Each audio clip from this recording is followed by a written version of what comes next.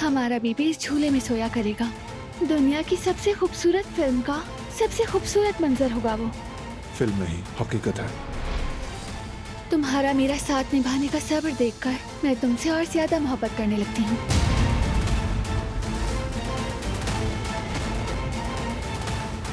मेरे बचपन का खिलौना है, आयतन अम्मी ने। वाह, नए नए तोहफे आ रहे हैं। मैंने अपना गिफ्ट पहले ही रूम में रख दिया है। भाई अब तो मेरे भतीजे को नाम से पुकारा जाएगा ना? हाँ, क्या कहते हैं आप?